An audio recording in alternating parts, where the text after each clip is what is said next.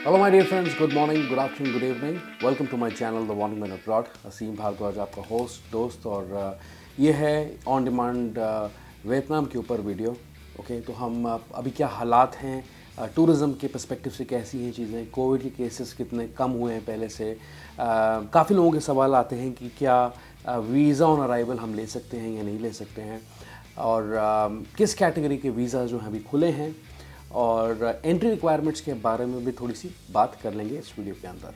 Okay, so let's start the video. लेकिन इस video को स्टार्ट करने से पहले थोड़ा सा टाइम निकाल के चैनल को सपोर्ट करना बिल्कुल ना भूलें। So please subscribe to it and also hit the bell button notification, ताकि आने वाले सभी तमाम south east Asia travel updates आपको इस चैनल के थ्रू खासकर मिलते रहें। Let's start. अब सबसे पहली चीज़ ये है कि जो टूरिज़्म की अगर मैं बात करूँ तो जो फॉरेन अराइवल्स हैं अभी भी कंट्री के अंदर काफ़ी ज़्यादा कम हैं। अच्छी मतलब लेवल पे जो टूरिज़्म है अभी नहीं चल रहा है, और मार्च 15 से इन्होंने क्वारंटीन फ्री ट्रैवल जो था अपना प्रोग्राम शुरू किया था। अब मार्च 15 से जब किया तो 15,000 जो हैं मतलब फॉरेन टूरिस्ट जो हैं सिर्फ मार्च के महीने में आए हैं, लेकिन जो कि बहुत अच्छे नहीं है, लेकिन हाँ मतलब पहले से जब से खोला है तब से इम्प्रूवमेंट थी टूरिज़्म को लेके। अब यहाँ पे जो मेजर चैलेंज है वो ये है कि चाइना और जापान के अंदर भी ट्रैवल की रिस्ट्रिक्शंस जो हैं बहुत ज़्यादा हैं। मतलब एंट्री रिस्ट्रिक्शन उन कंट्री के अंदर जाने के लिए भी, और वहाँ से निकल के किसी और कंट्री में जाने के लिए भी रिस्ट्रिक्शंस काफ़ी ज़्यादा हैं। तो इसकी वजह से वियतनाम में अभी जो टूरिज़्म है वो काफ़ी ज़्यादा कम है, ये टूरिज़्म मिनिस्ट्री का कहना है। अब जो गवर्नमेंट है काफ़ी प्रोविजंस ढूंढने में, ऑप्शंस ढूंढने में लगी है कि किसी तरीके से फॉरेन टूरिस्ट को जो है बुलाया जाए कंट्री के अंदर। लेकिन जो इनका पहला मूव था वो था वीज़ा फ्री पॉलिसी। तो इनिशियली इन्होंने 13 कंट्रीज़ को अलाउ किया था वियतनाम में एंटर करने के लिए 15 दिनों के लिए। उसमें से कुछ यूरोपियन कंट्रीज़ थी और कुछ एशियन कंट्रीज़ हैं, ठीक है, जो साउथ ईस्ट एशिया रीजन में आती है। अब जो 15 दिन का जो स्टे पीरियड है वो काफ़ी ज़्यादा कम है, क्योंकि मेनली जितने भी यूरोपियन ट्रैवलर्स होते हैं वो काफ़ी लंबे समय के लिए आते हैं कंट्री में ट्रैवल करने के लिए। इनफैक्ट इंडियंस भी मिनिमम स्टे करना चाहते हैं तो 30 दिन मैंने देखा है सर्वे रन करके कि मिनिमम जो लोग हैं 30 दिन तक तो रुकना चाहते हैं कंट्री के अंदर।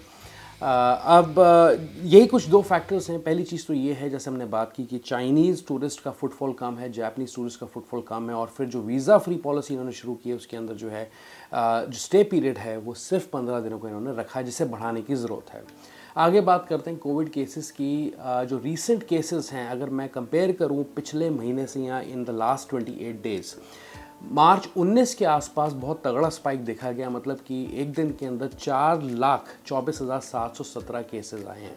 और अगर आप आज की फिगर देखें टिल 12 अप्रैल की देखें, जब मैं इस वीडियो को शूट कर रहा हूं, तो जो कोविड केसेस हैं वो हैं 51,921। तो there is a drastic downfall in the rate of covid infections देखा जाए तो। कोविड के हालात मेरे हिसाब से सही हैं, कंट्री में काफ़ी अच्छे बने हुए हैं, और वैक्सीनेशन रेट भी इनका काफ़ी अच्छा जा रहा है रिकॉर्ड के हिसाब से।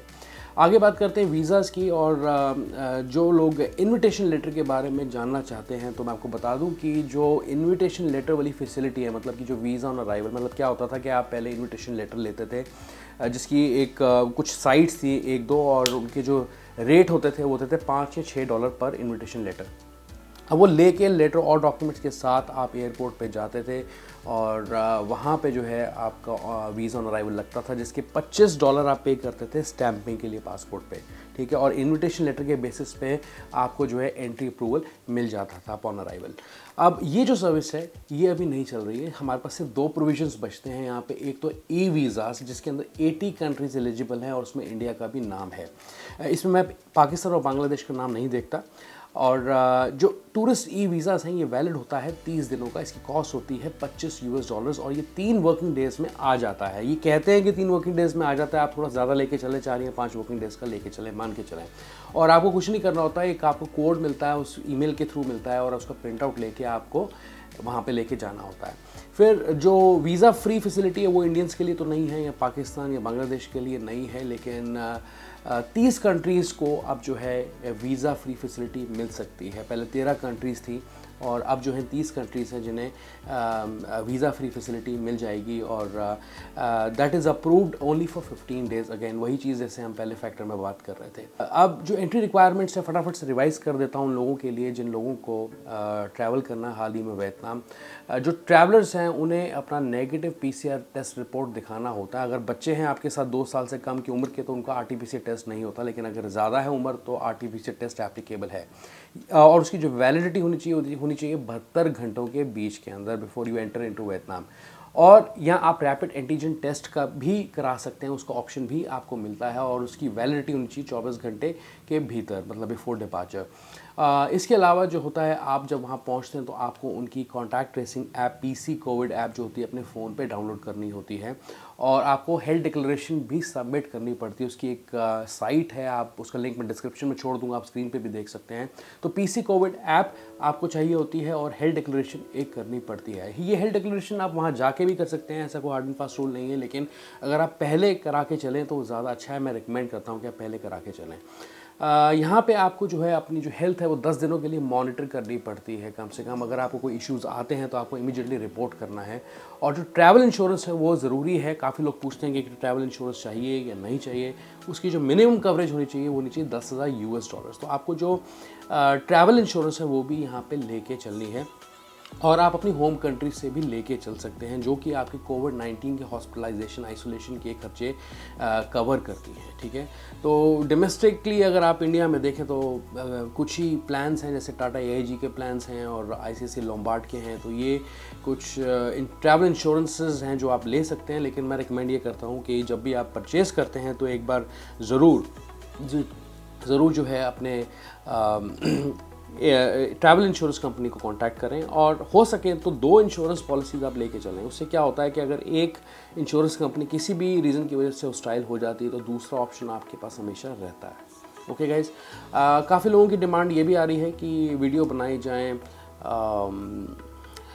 Places to visit in Vietnam, तो वो भी मैं बनाने की कोशिश करूँगा जल्दी ही।